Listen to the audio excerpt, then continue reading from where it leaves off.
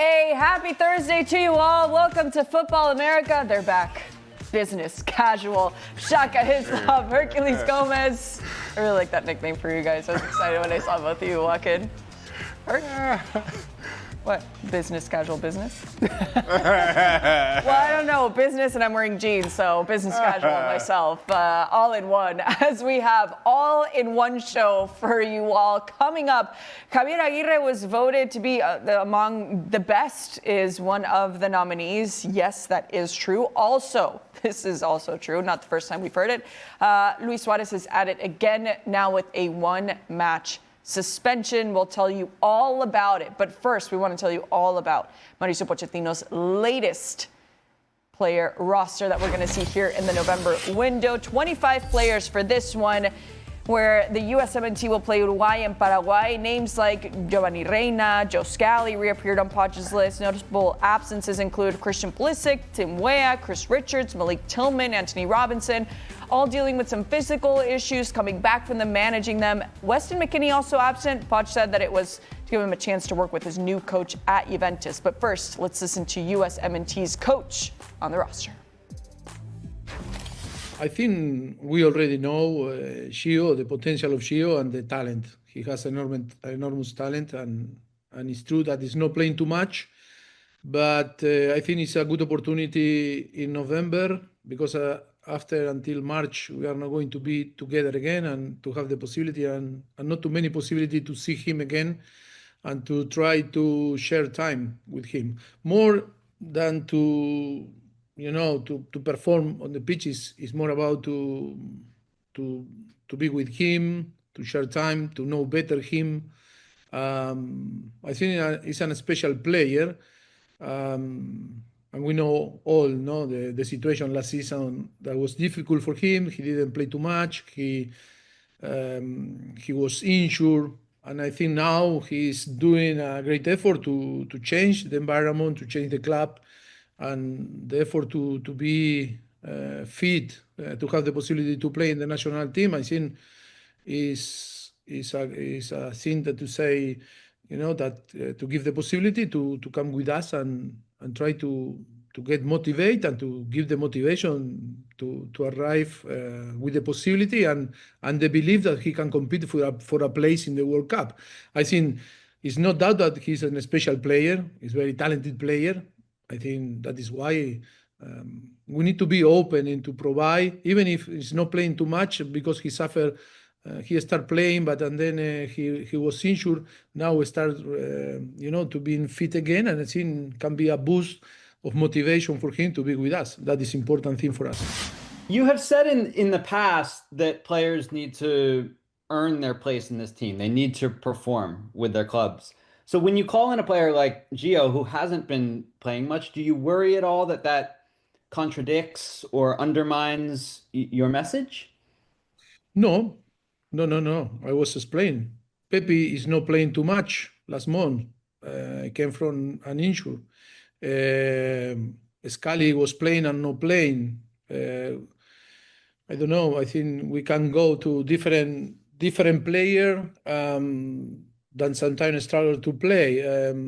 I think the most important is to try to help them. What I say, the ideal situation is that all our players, the nearly 100 players that we were chasing and follow and assessing, and we analyze every week.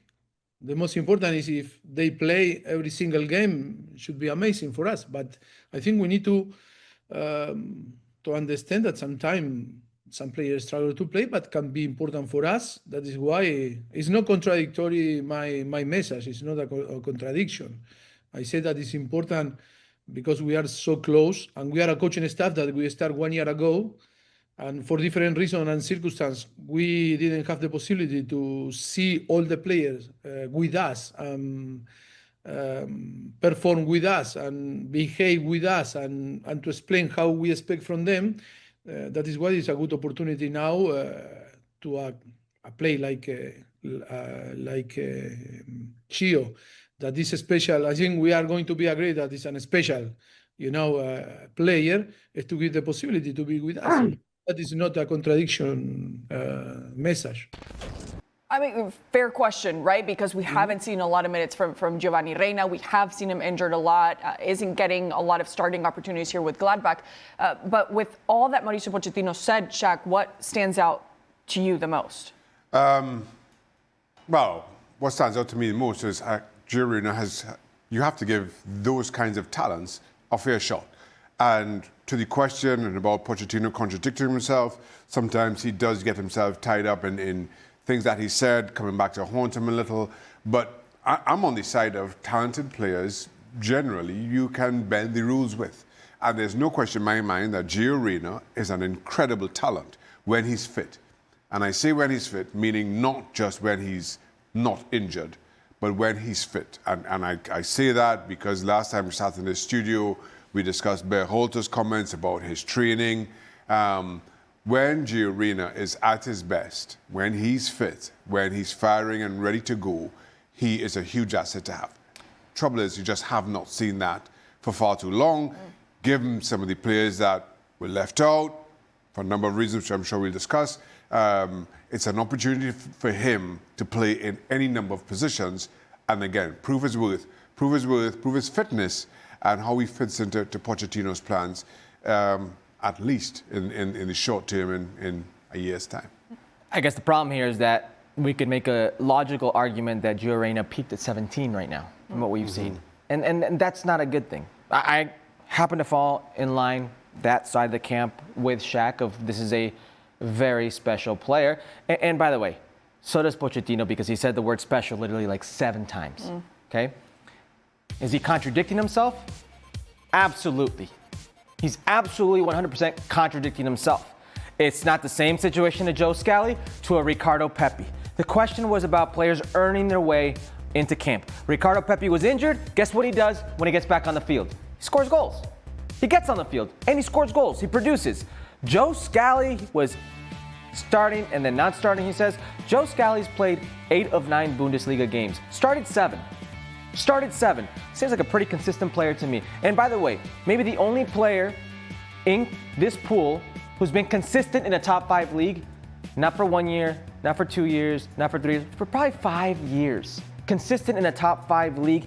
And he happens to be on a team right now that is struggling. They both are, okay? Yeah. But when it comes to Gio Reyna, he's absolutely contradicting himself. I don't think undermining. That is different. He's a prisoner of his own words. Yes, but I don't think he's undermining the team because of what Shaq just said. Because of what he says, he's a special player. And I think he sees the pool. And I think he realizes not a lot of special players in this pool. Not a lot of players that could be impactful in some stage or moment in a game in this pool. And if I really feel this is a special player, I need to bring him in and see exactly what the damage is. What can he give me? Because he said it himself, the next time we may be together with these European players will be March. So I've got zero issue with Gio Reyna coming in, but Mauricio Pochettino is contradicting himself, absolutely. What does Pochettino need to see? Because you said he has to prove himself in this window, but what specifically does he have to show Mauricio Pochettino in this camp? Show his natural talents, show that he's a team player, show that he can fit in with some of those who may not be in this squad, but you figure you can write them into the starting 11 right now, i.e. Christian Pulisic, Malik Tillman. Where does Gio Reyna fit in alongside those in terms of the US's attacking midfield threat? Can he be a complement to those two? The other aspect to this, again, as much as 4 years ago was 4 years ago, and you're trying to move past that, it's important in tournaments like this that you show that you are a part of a team, that it isn't just about you and your extraordinary talents, it's how you complement this dressing room in its entirety. Again, if Gio Reyna does that, does all those things, he gives Pochettino no real choice about his selection and including him in March and, dare I say, next summer at the World Cup. He's got to show that he's different, that he is special, because it's one thing for us here on this side of the camera, this side of the fence, to say Gio Reyna is special because we've seen it from him in the Bundesliga, because we've seen it from him in World Cup qualifying. But you have to prove it today, because what we saw, those moments of you being special, of scoring goals in Nations League finals, of being in the Azteca and swallowing, going through players, 50-yard darting runs and putting it on a platter for Jordan Pefok. We've seen that in the past. Mauricio Pochettino has not seen that. So you got to prove you are different. We'll have the 9 conversation in a second, but yeah. I firmly believe if he's going to play a 9 and 2 10s, because you don't have wingers in this pool anymore, because you don't have wingers in these formations that he deploys anymore, there's 2 10s. 1 10's already taken. That's going to be Christian Pulisic. The other 10, are you trying to tell me it's going to be Weston McKennie? I don't think so. Is it Alejandro Sendejas? We will see. Is it a Brendan Aronson? I'm not too sure. Is it Diego Luna? Is it Malik Tillman? And if it's one of those two, can they stay healthy? And if it's Gio Reyna, can you show that when you're in the game, you can do what the game demands? We see how special you are going forward. Can you be special going forward, but know that you have to come back, because in the World Cup, you're going to play against teams that are going to be better than you. And you might have to be on the defensive. You might have to be on the back foot. And when you're on the back foot and you release, how can you be that special player? He's got to show that in a limited amount of time, because he may not have that time come March. And that's a reality. Let us not forget, last March, Giovanni Reyna was with the U.S. men's national team. Last March, they played in the semifinal, Panama. Panama's B team. And when he needed a goal, 0-0, he looked at the bench and saw Giovanni Reyna and said, yeah, no, you need to be different. Yeah, you're going to take a player to the World Cup because of the moment he's having, not because of the potential that you see, and then you need to see it now, which you are seeing from someone like Joe Scally. Herc, I want to take that back to what you said about him being the most consistent player that you're seeing in the top 5 European leagues at the moment. In playing time. Well, in playing time, yes, yeah. yes. But how can he bring that consistency and show it at the level that Mauricio Pochettino is expecting now at the U.S. men's national? Well, I think the one thing that Joe Scally has going for himself that very few other players in this pool have going for themselves is his versatility. This U.S. men's national, I look at this roster, it doesn't really scream, 3 center backs. It might scream, you're going to play a back line of 4. It might scream, you're going to play with a traditional right back. It might scream, I need somebody who maybe at a time can play as a left back or as a right center back. That's Joe Scally in a nutshell. Joe Scally's played so many different positions, and he's played at a high level. Now, whatever Joe Scally did in the past, Mauricio Pochettino, I don't think was sporting. You need to get back on the good graces. This is part of life. This isn't just football. This is part of life. There are going to come moments in your life as a young person, as a middle-aged person, as an old person. You're going to wrong somebody. You're going to do something, to rub them the wrong way. You've got to come back somehow in their good graces. I don't think it's a talent issue, an effort issue, a tactical issue with Joe Scally. Whatever was done, you need to bury the hatchet with him. You need to find some common ground, and you need to prove you belong. Because Joe Scally went to one World Cup, but he didn't play in that World Cup. And as a player, you dream of getting to the show, but you dream of playing in the show. To come so close and not get on the field, that's got to weigh heavily on Joe Scally. So you got to do whatever it takes and prove you belong. Shaka? Yeah, listen, I fully agree with everything Herc just said. And I think that there's an opportunity here for both Scally and Reyna with Mönchengladbach. And as much as the season so far has been awful, they won their first game, both of them on the park. That gives them an opportunity to maybe, again, have more significant minutes because of the old cliche, you don't change your winning team, when it's your first win, and make an impact here.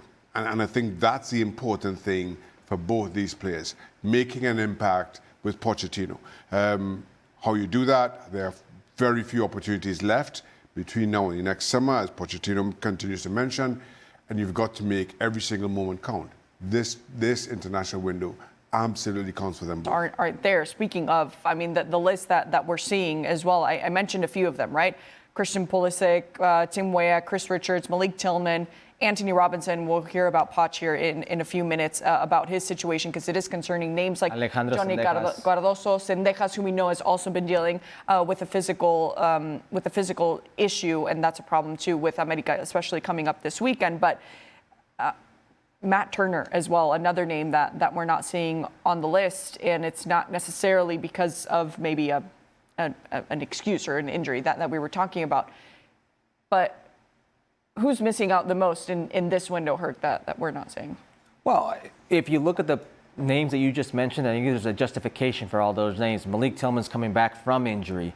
Alejandro Sendejas is coming back from injury. Christian Pulisic is coming back from injury. Johnny Cardoso is coming back from injury. Weston McKennie, he's just had a coaching change, and Mauricio Pochettino says, I know who Weston is. I know what Weston can give me. I don't want to move Weston around and jeopardize his situation under a new coach. Everybody has a legitimate excuse as to why they're not here, except Matt Turner. And I'm not an advocate for Matt Turner to be the number one on the U.S. men's national team. But how do you go from being World Cup starter, record holder in the U.S. men's national team at a World Cup, solid number one, to not being one of the best 4 players in the goalkeeping pool? How do you fall off a cliff like that with the head coach? I don't think it's just a confidence issue. I don't really think it's a style issue either, because I don't think stylistically all these goalkeepers are that different. If I'm Matt Turner, I am scared that my World Cup dream is gone. Matt Turner right now is training with Crystal Palace. He took, because in his eyes, Mauricio Pochettino said, if you're in Major League Soccer and you are playing, I'll call you up as if you're not playing in Europe over those guys. And he took it to heart, and he went back to Major League Soccer on a loan. He's still Crystal Palace's. He's still there. He's training right now with the hopes that something happens. But how are you not one of the 4 guys in this roster? Like, that's what I don't understand. That if I'm Matt Turner, I'm picking up the phone, I'm hoping to talk to him, because I don't understand this. The same way I didn't understand Zach Steffen not making the World Cup, because if you tell me, hey, he wasn't going to be the starting goalkeeper, I'll say fine. But how does he go from being number 1 all cycle to not being one of the top 3 goals? It's the same thing now, and it's happening to Matt Turner. I don't understand it. Do you understand it, Shaka? I can't. And I'd be very concerned if I were Matt Turner or a member of his camp. Now, if Frisch were left out of the squad, you see it very differently from Matt Turner being left out. Kind of given the omissions because of injury, and think Frisch, who's been Pochettino's preferred number 1 for some time, if he's left out, you think, okay, well, he's given others an opportunity here. But Matt Turner, who has not been favoured for far too long, I'm sure, from Matt Turner's perspective, to now not being in the top 4 at all, that is a huge concern. Now, if I'm Matt Turner in his camp, that's sending all kinds of alarm bells, and he should be concerned. He should be concerned about whether he makes this pool in 8 months' time, 9 months' time, whatever it is from now. And this is not taking anything away from the players who are called in. Jonathan Klinsmann had a ridiculous, season in Serie A, was named the goalkeeper of the year. Like those are good things. That's fine. But you have to seriously ask yourself questions of how you fell off so hard if you're Matt Turner. And another thing I'll just add here, because I feel like it's been going under the radar, is a Yunus Musa. Yeah. Yunus Musa was a player that, for his age, had started more games as a teenager than any other player in U.S. men's national team history. He was a player with a high ceiling. He was a player that many thought would be a prime player in the center of the midfield for the U.S. men's national team for years to come. And he's nowhere to be found. And we can go back to this summer in which players were heavily criticized. Christian Pulisic, one of them. But the other one with him was Yunus Musa, and he's nowhere to be found. So if you're Yunus Musa, you have to be questioning the decision you made, for whatever reason you made it, because 8 months out, this looks very remote.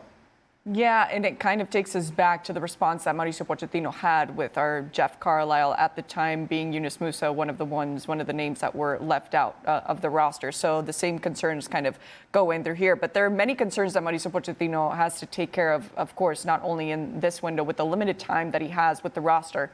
Herc, I'm going to start with you because we have to talk about this number 9 position that is still the big question mark, right? The good news is Ricardo Pepi is back from injury, but how are you seeing that battle kind of shaping up for the number 9? Oh, I think it's Fowler and Balogun's to lose. Fowler and Balogun showed, not just last camp, but the one before that, a certain understanding with a certain number 10, which is Christian Pulisic. He showed that, and I firmly, look, this is without knowing who you're going to play. The draw has not been out yet, but I firmly believe the U.S. men's national team won't be the most skilled team when they're on the field. they may be second best a lot of times. So if you're the number 9 and if you're Mauricio Pochettino, you have to understand that the number 9 you do choose has to have a certain ability to create for himself, a certain ability to run, to move, a certain ability to link up and play, a certain ability to give you something honest on the defensive side. And right now, out of the 3 that we're seeing, which is Fowler and Balogun, Haji Wright, and Ricardo Pepi, he is A, fit, B, playing and in form, and C, giving you something recently with the U.S. men's national team. I think it's an easy choice in my mind. He's got pole position, and number 2 right now would have to be Haji Wright for what he showed in last camp as well. And while I am a major Ricardo Pepi stan, I believe in this kid, and I feel he was done so wrong last World Cup by not going. He's coming back from injury, and he's not proven to be a 9 at the club level today that starts day in, day out with no muscular fatigue, with no residual pain in that knee. And until he does and fills that goal up like he's accustomed to, both for both club and country, that'll be the same case. But he's back where he should be on the national team. Jack? Agreed. You're absolutely right. This really is Balogun's to lose. And listen, as long as he stays fit, as long as he maintains this level of form, I don't think Pochettino has much of a choice, unless Haji Wright or Ricardo Pepi somehow manages to score 2 goals every single weekend from here on in. I think the most important thing from a Balogun perspective is what he saw last international window. I thought his performances then, not just in front of goal, got his goal, but his work the other side of the ball stood him out ahead of everybody else. Because to Herc's earlier point, that's going to have to be a role for every single player with the U.S. men's national team next World Cup. As you go deeper in the competition, as the U.S. expects to go, more and every single player is going to have to put in a shift on that other side of the ball. Balogun showed that he's willing to do it and did it wonderfully well. And I think that, more than anything, stood him out ahead of everybody else. Now, we could argue about who's the better finisher and who's the other who's the better goal scorer and records, and whichever way you want. But Balogun has certainly distinguished himself in doing the other side, doing the other part of the game, better than I think the other 2 certainly have shown. Yeah, and when Mauricio Pochettino does his homework, I'm sure he'll go back to the conclusion that you've had many times, that it's not just about, like you said, who's the better finisher, but Balogun combines really well. I know you like that with Christian Pulisic specifically. Yeah, I think he's separated himself from the pack in his ability to play off the best player you have on the team, to understand the best player you have in your starting 11. And I think as that progresses, that relationship and understanding only benefit, Fowler and Balogun. So there is one name that, I mean, you mentioned Haji Wright, right? Being as the number 2, you said. So it's Balogun, Haji, and that would then be my Ricardo depth Pepi? chart right now, yes. And you're leaving out Patrick Agyemang? With all due respect to Patrick Agyemang, he's not in my striker pool. And I say this, if you're taking 3 strikers, I think Patrick Agyemang is on the outside looking in. The best thing Patrick Agyemang has going for himself is his profile. Mm-hmm. It's a distinct profile that's not easy for anybody to handle, especially if you're down a goal, if you're down a goal, need a goal, sometimes route one, sometimes direct football, sometimes a big body in the box does well. And if you look at the goals he has scored in the championship, and I'll talk about the very first goal he scored in the championship, he literally dunked on somebody inside the 6. That's the type of big profile he is. So that's the most distinguishing part about his game compared to the other 9s in this pool is his profile.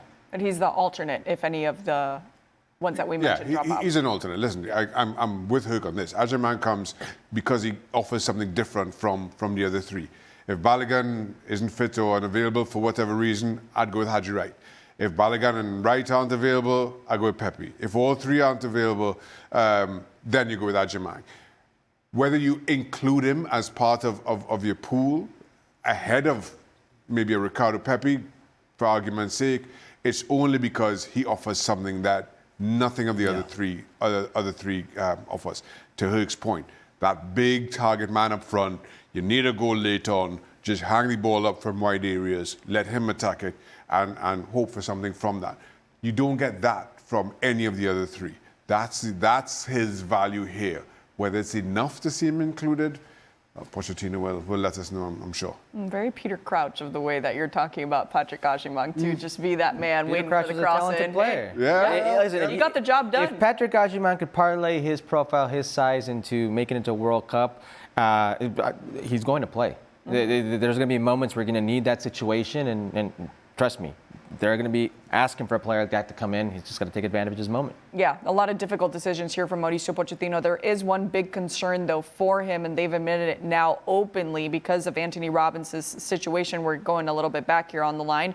His knee issues have actually sidelined him for several occasions here with Fulham, and this is what Poch has said. The situation of Anthony, we are in contact with Fulham, our medical staff, with the medical staff of Fulham. Yes, we are worried, of course, I think, because he is now for a long period that cannot play, or when play after he didn't feel comfortable. Yes, of course that we want a quick recover and be ready again to play and to compete. But at the moment, he is still recovering from his problem.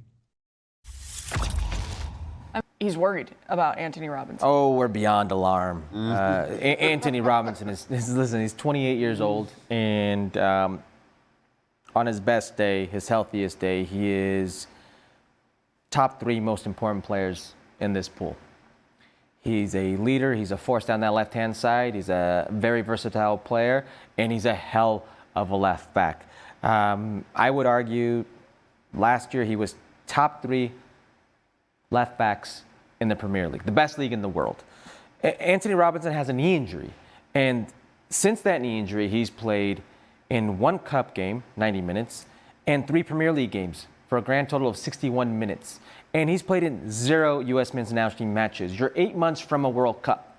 And the fact that you're 8 months from the World Cup and your starting left back, Premier League caliber, Your player of the year, and your starting right back, Serginho Dest, are both coming off of knee injuries, and you don't know what they look like. If they're not played together on the U.S. men's national team since God knows when, you should be beyond worried if you're Mauricio Pochettino, if you're a U.S. men's national team fan, or anybody who thinks this team or wishes this team to do well because of the importance of these players, and much so important player like Anthony Robinson, who was in the prime of his life, his career, who had a ridiculous season, and now you're hoping he's just anywhere around the same, physically, same type of player as he was before the injury. And I'm not even talking about him getting the rust off. I'm talking, you're praying that there's no structural damage in that knee. You're praying that he can become the same player physically and work his way back into it. We're beyond, or he should be beyond, worried for Anthony Robinson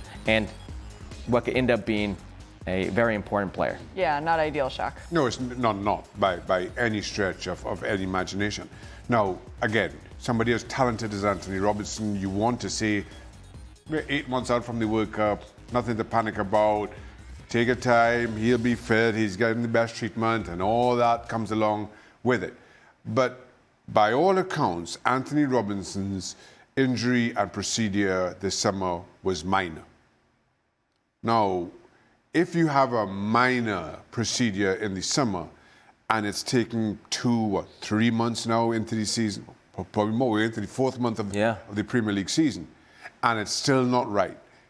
Every time you play on it, there are follow-on issues from a minor procedure. That sends all kinds of alarm bells ringing. Now, if you know it's a major procedure and you know it's going to take 6 to 8 months, you're prepared for that, comes back from it. But a minor procedure, taking 4 and going in, beginning of the 4th month, and still no end in sight, that for me is even more concerning than the other scenario. Right to be alarmed. This is a player that there were massive transfer reports. Liverpool, other teams. Incredible talent, but the money that was being reported, and then you said, well, there's a knee issue he needs to take care of. To Shaq's point, if it's a minor knee issue, that deal would have happened. Some deal would have gone through. Yeah. It didn't materialize. And here we are today wondering what's going on, which leads many to wonder what is going on inside that knee. You're talking to a guy that's had 3 different knee surgeries and 3 different parts structurally of the knee, whether it's ligaments, cartilage, meniscus, or all together. It's very difficult to feel yourself after the first.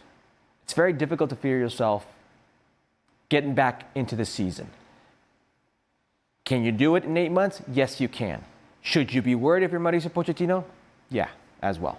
Yeah, absolutely, because it's not only even thinking about who's going to go in his place, it's your plan B if you're going to take him and hope and pray that he can play every single game. But that's something that's just kind of unsustainable and not really a smart way to think in a World Cup. And exactly, and to your point, You gotta we're play. talking about playing Yes. a game a week at this point, which you can't do. Yeah. And setting our sights on a World Cup where you're playing every, 4 days, 5 days? 4 days. That is, In an expanded tournament with an extra game. Exactly. Exactly.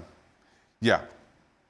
Everybody needs to be alarmed about this. I mean, with such a talented player, obviously there's never a good time to get injured. But if your national team coach is saying that just a few months away from the World Cup, definitely not ideal. There it is!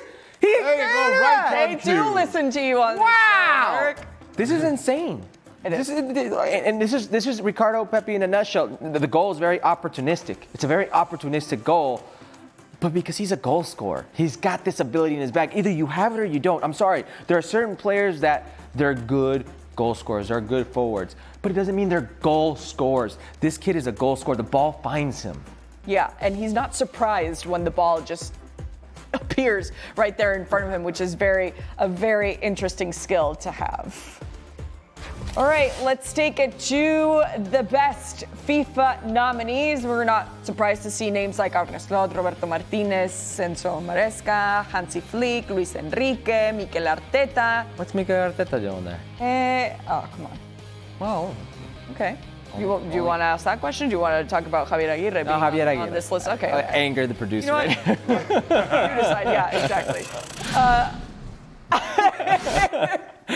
Herc, are you cool with it? You know what? I'm cool with it. I'll tell you a quick story, okay? 2012 came about, and they do these like IFFHS. Like, Yeah. And it came out that I was one of the best goal scorers in the world, and I was like, huh?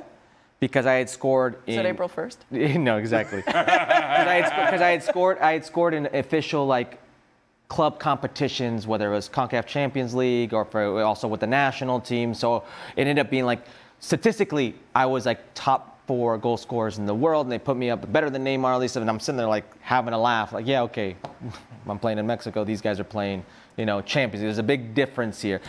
This is the same thing with Javier Aguirre. You just saw the titles there. Javier Aguirre, whether you want to acknowledge it or not, as something important, he won the Nations League with Mexico, and he won the Gold Cup with Mexico. Are you acknowledging it as something important? I don't think it's as important as winning the Champions League. I don't think it's as important as winning the Premier League. I don't think it's as important as winning 100 different things. But when you look, Mikel Arteta's there, and he's got 0 titles.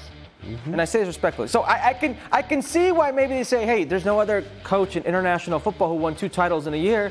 Well, he did something right. I could see why they would say, let's put him up there. I'm not saying he's at the level of Luis Enrique. I'm not saying he's at the level of Mikel Arteta. That's not what I'm saying at all. I'm just saying, based off their wacky criteria, I could see why he's there.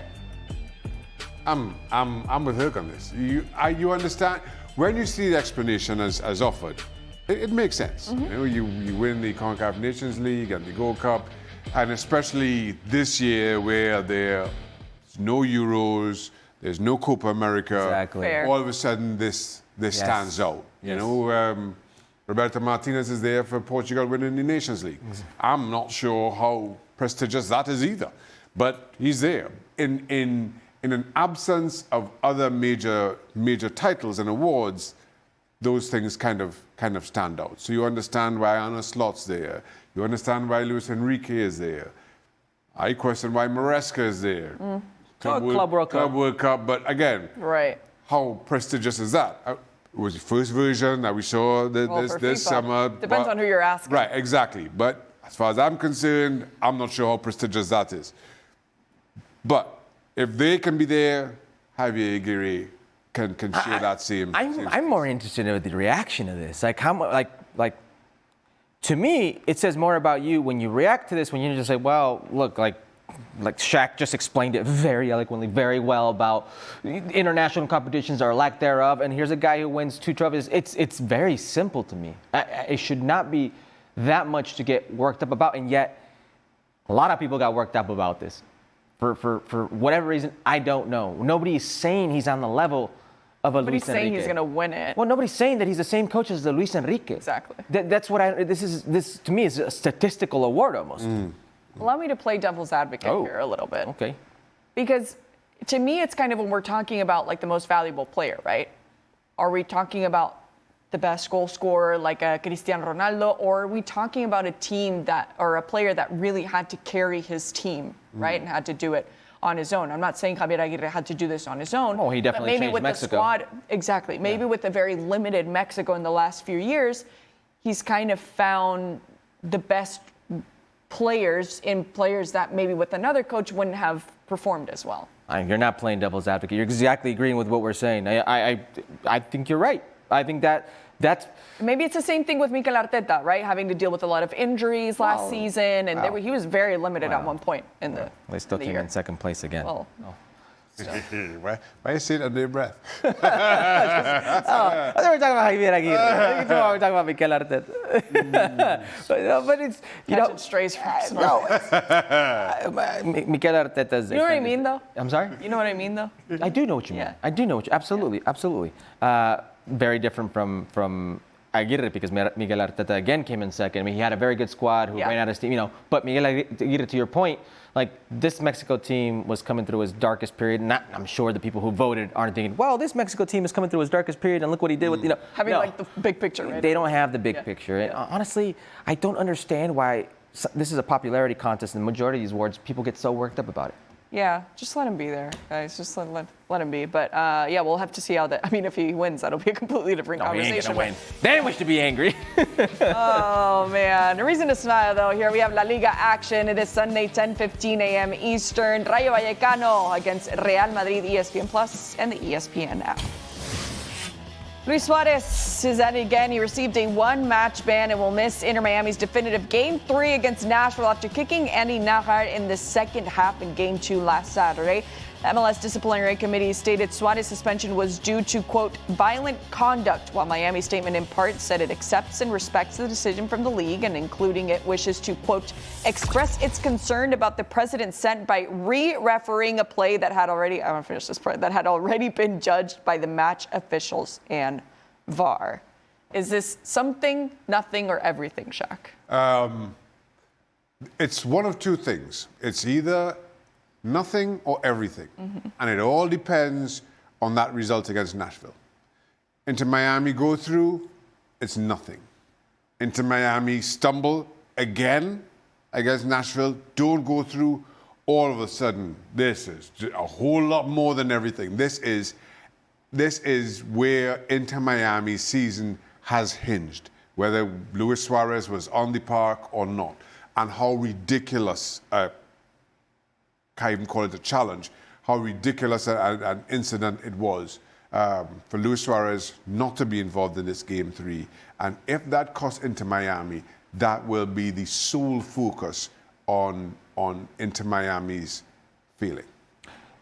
Shaq's talking about the aftermath of the incident and what's going to come of it. Luis Suarez won't be on the field, and that's fair. That can cost Inter Miami. And I understand what Shaq's saying, and I think he's right there. I'm going to go with everything in the way that this is handled by everybody. The fact that VAR went back, looked at it, and said, nah, nothing happened here, nothing to see here, and didn't red card him is shameful. The fact, No yellow card either. yeah, no card. This is clearly he's kicking out at Andy Najar, and clearly Luis Suarez isn't a first-time offender. Not even this season. Right, yeah. Luis Suarez created. I gotta. This is the timeline in Major League Soccer, but I want to focus on Luis Suarez. He is, and I said this on social media, one of the greatest nines of his generation. True, but also one of the dirtiest players that's ever played the game. Multiple biting incidents, different eras, different competitions, different stages, a spitting incident, racist allegations and punishment. he's a dirty player. I have no issue separating the great player, the great 9 that he is, with the dirty player that he also is, and is going to cost his team.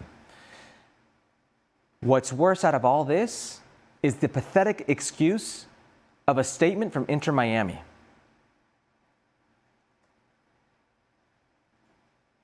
Precedent's already been set. They've done this before. They retroactively view plays all the time. Yeah.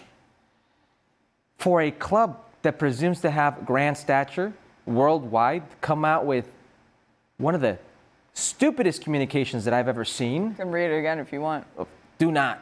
I'll throw up on my... that to me is everything a club should not be. Agreed. And it's shameful. I don't think anybody's going to say like he didn't deserve to get sent off.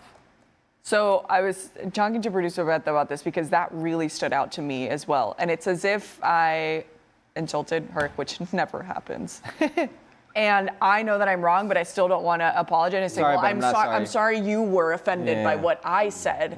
And it's a cop-out, Shaq. It's a cop-out, right? Just leave it as it is. And if you're going to say that, handle it that way internally with the league and don't put it in a statement. Accept the punishment and move on. I'm not sure how you see that incident and try to defend it. When you find yourself trying to defend the indefensible, you always end up putting your foot in your mouth. And surely, and to Herc's point, you have a club the size of Inter Miami with all that they propose to be.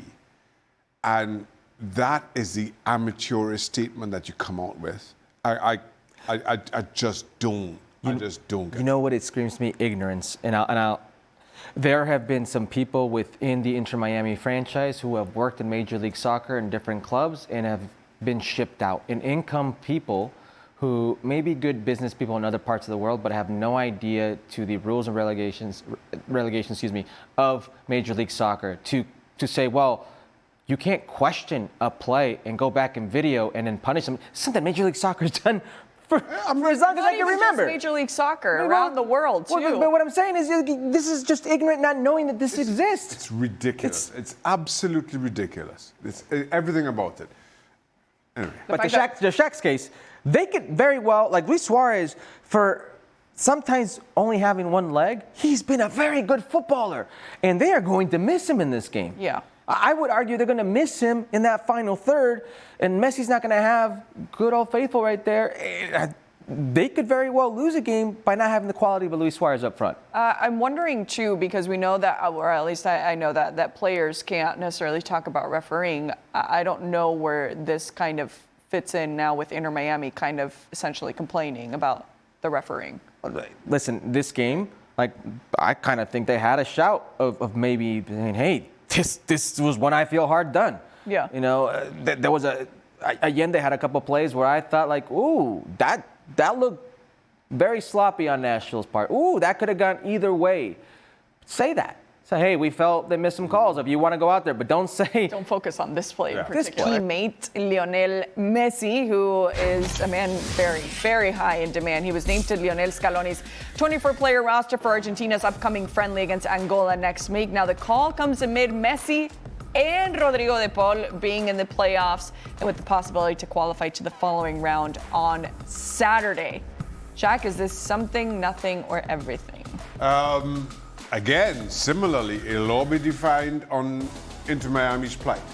Now, that being said, we're a few months removed from Lionel Messi, and we keep going back to it, asking to be left out of the All-Star game, to rest. Here's another opportunity to avoid that travel down to South America, kind of given everything that Inter Miami are involved in, given the expectations around Inter Miami and Lionel Messi's role in that. I think he misses that international trip. I think he focuses on what is happening here with Inter Miami, what's at stake if they get there, and dealing with that, because all of a sudden, again, you go down to this trip, you play in this friendly, whatever part. If you stumble in the next round, whoever it is you have, that then becomes the focus. And for me, that will always be defining for Inter Miami, given their investment, not just in Lionel Messi, but their investment in this team in winning MLS Cup. Well, I think it's the only good thing about, Major League Soccer right now. One of the good things that they could presume, that they can gloat about, is having World Cup players in their league. Having a Messi, a Rodrigo de Paul that go off to the defending world champions for their preparation games for the World Cup. They're going to play against Nashville this weekend, right, on the 9th. The next game is going to be the 21st of November. It's going to be 21st of November. So you're adding another game to Messi's calendar, but it's not the same as in previous years where they played right through the international break, and then that would really cost you, because you say, well, he's playing with the national team and he's going to miss time here, or he's going to be too tired to play here in 3 days' time. That's not the question here. I would question the playoff calendar more than anything. 21st of November is the next game. But if we're going to question MLS's calendar, we would have to do the same for Argentina, because now they specifically asked for those players to not be on this roster if they were in the playoffs in the Clausura. But to your point, and while yes, but then it's kind of given the season that Inter Miami have had, that Lionel Messi has had, it is a game on, well, today's the 6th, so a game on the 8th, then the international falls 14th or 15th, somewhere around there. And then a week later, so you have that travel. So while it seems like a long layoff before the next round, you're playing you're playing and traveling with pretty consistently in that. Yeah, but your team isn't. Lionel Messi is. Your team isn't. But, and that's what I mean about the postseason Major League Soccer, Shaq. Some of these players are going to sit around and like, all right, well, I guess we got to wait around until after the international break and pick this back up, and let's hope that good momentum we had keeps going. And I understand what you're saying about Argentina, but Argentina's in a different boat. That's a whole different mess. From its league to the way it's handled to the relationship it has with the national team and the federation. Major League Soccer is not, it's not like that. They can't control that. Right. So, Argentina, they could ask for their players not to go, and maybe Scaloni's going to say, well, we're already qualified for the World Cup, so I can afford not to have this domestic talent. But Major League Soccer doesn't have that luxury. They are pausing their league. Shaq's right. Rodrigo de Paul and Messi and those guys, they're going to come right back into it as if they just played a game a week. The rest of the team, if you're a team that had good momentum heading in, let's say you're LAFC, which is the hottest team in the league, now you got to wait, cool down, and, well, we'll see what happens. I don't think it's surprising to hear Lionel Messi being this ambitious off the field as well, Shaq. If it were me and I earned the kind of money that Lionel Messi did, I know what I'd be doing. I'd be What beach? What beach? Exactly. I'd be right next to nothing. Which beach do I buy first? Listen, credit to Lionel Messi for first, what has been and continues to be an outstanding playing career. Yeah. And now thinking about what comes next. Already involved with Inter Miami from that business level, and from the sounds of it, has his eyes on any number of other ventures. And credit to him for that. I think given the name, the reputation he's built for himself, he has earned the right to take on whatever challenges that may come at him. I've never thought that business is beyond footballers, and Lionel Messi is proving as much. He's already doing it. He's already doing it. I mean, you turn on your TV, and there he is, drinking a light beer. You watching the Champions League, and there he is, eating some chips of a certain brand. You flick through the TV, controller, and oh, look, he's promoting a certain department store. And you go through here, and he's promoting something else. And I've also purchased some of his wines. He's in the wine industry as well.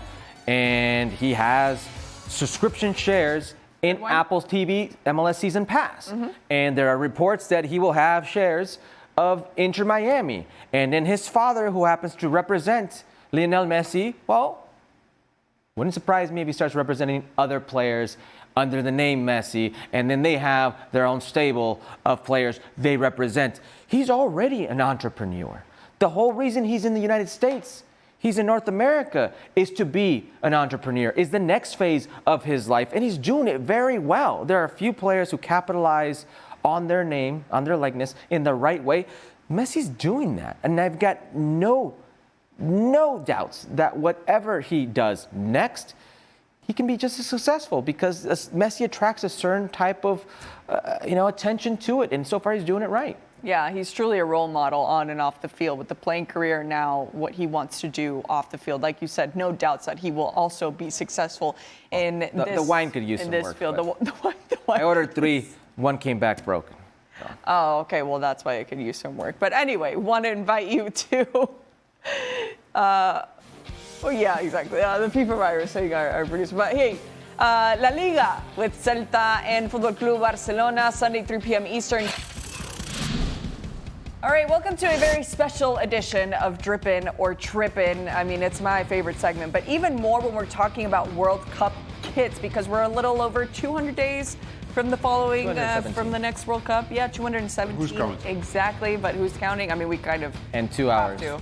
And you know what? And Adidas knows 30 minutes. Adidas knows exactly how many seconds on the clock are left for the World Cup because they have officially revealed their kits for the next World Cup. So we each gave our top 5 of the kits that we saw, 22 in total, and our producer Beto took those all together, made a little magic happen, a little math, and averaged it out. So we're gonna reveal our collective top 5, starting with number 5, Japan. Shaq. I like this kid. I had this higher in my list than 5. I think it's just classic, simple, so fitting of the Japanese. They always have good kits, and this is right up there. Don't get me wrong. I don't mind a good Japan kit whatsoever, but wasn't in my top 5, wasn't in your top 5. This is like not even the Shaka Power Rankings algorithm is so far out there. This is a great kit. This deserves to be in the top 5. Can I ask a question? Sure. Do the shorts matter? Does that improve a kit? I don't know. The shorts? No, I know, but like if it was white shorts, They red should. socks. They do. Okay. The uniform. I get what you're saying, okay. but I didn't see any of that. Okay. Because if that's the case, I like the Japan uniform as well. Okay. Yeah. Okay. Too. But I like what you said and how it reflects their culture as well, Yeah. right? Simple, clean, classic. All right, so that was our number 5. How about our number 4? Maybe this one was on all of our lists. Yeah. Ooh. It was on my list. It was on your Yeah, list. this Your is- list. Yeah. My only issue with this one is respect Argentina, and I see this, and I know what they're going for, which jersey they're going for, but I immediately thought of Uruguay. I don't know. It's because it's the lighter blue being shaded out kind of deal. But it gives it a 3D effect. It does I kind think, of. I think that's what they're going for. I like that. I like the stripes on this. I thought that was a great kit. Yeah. It really. Black shorts, gonna make it feel better. But yeah, I like it. I With like the white shorts as well. It was in my top 5. It was in my top 5. It was pretty high up for me as well. Yeah. Yep. I think you're taking it a little bit too far, putting in Uruguay in this. No, just the shading. No, it's a of it. it's a 3D effect. It's All a right. 3D. Anyway, Well, okay. no. Well, Not convinced? I don't know if it's 3D. It pops a little bit, but the producer was just like, shut up, go to the next one. This one wasn't on your What's list. special Shaq. about this? Oh, that's nice, Shaq. That's a nice jersey. That's Germany's kit every 4 years. No, no. Yes, it is. Yes, no, it it's is. not. Shaq, that's a pretty sweet kit. What's different is- about this? This is hot. like That's hot. 70s, 80s Germany. Yeah. 74, 78, Look at that. 82, Look at the 86, long 19, sleeve. 94, Look at that, look at that. 2006, Dude, that is 2010, sexy. 14, 18, and 22. Some It's black. all of those. If they wore black shorts and if they wore black socks with the yellow, red trim on it, I'm gonna lose my. They always do though. Sick. It's a good looking kit. I'm not saying no, but there's nothing different from what we saw 4 years ago, 8 years ago, 12 years ago. Just keep counting in fours. That ain't broke. Yeah, It ain't broke. Well, That's we a shouldn't hot. be this fixing kit's it. hot. Don't fix Shouldn't it. be up there. That kit. I got no issue with it being in the top 3. Zero. No notes. No I do. notes for me. I would wear it with some pleather pants, black pants, combat boots, ready for the winter. All right, and this is our collective number 2. We're all in agreement. Yeah. I had it as my number 1, to be completely honest. But Shaq? Yeah, I have no argument with this. This is easily top 2 for me. I thought this is a fantastic kit for Mexico. Ticks so many boxes. I love it. Okay, a few things about it that I think it's a top 2 kit. Yes. A few things I don't like. I wish it was more of the Aztec calendar, less of the big sponsor stripes. And one more thing. When you see it with the number, you don't notice it. But when there's no number, you see that they added the Mexico logo again to the Aztec calendar. Yeah. What are we doing here? But Yeah. it's pretty hot, I'm not gonna lie. I really like it, and you said shocker, right? But honestly, my sister, who actually is not the football fan of the family, She wants to cop it? I think she still has it in her closet. If she does, I'm stealing it, very sister stuff. But she had the original one, and I think that's the first kid I truly fell in love with. So this really is, it just pulls at those nostalgic strings, and I really like it. And I wish they still had the old. One of the more original kits in the World Cup for any brand. Completely. Yeah, you're not gonna miss it. You see it, you're gonna know exactly who it is. Yep. All right. Mexico's number 2. Drum roll, please. Our number 1 is the Saudi Arabia kit. Shaq? Yeah, It's pretty nice. It is. It really is. I think the green and the purple work so wonderfully well together. It stands out. I think it's a really nice kit. I'll be honest. If somebody said, close your eyes, think about this. Saudi Arabia. We're gonna have a green jersey, I can see it now. purple accents. It's gonna pop nicely with it. The green and purple, you're gonna like it. Oh, nah, not for me, dog. Not for. But this is pretty hot. I'm not gonna lie. It does work I'm not nice. gonna lie. It plays nicely, so I've got no issue with And it being speaking number one. of shorts, nice pair of white shorts with purple stripe. Yeah. You would go white? I'd go shorts? white. Yeah. I think I might go all green. Really? Yeah. Where? I think it pops a little bit more with the white. It's a wear nice, green it's a nice shorts to that. contrast. Green shorts, purple socks. No. Oh, it's too much. It's wanting to stretch the whole jersey to the whole kit itself, but Next time, Beto, just use my votes. Oh, boy, it hurt. Use the algorithm. Use the power ranking Leave them to algorithm. all right, Leave Jack, those other you two do the out. promo then. Just kidding. ESPN FC available daily on ESPN Plus for more fashion tips. Wherever you Follow get Shaka your Hislop. popular TV shows.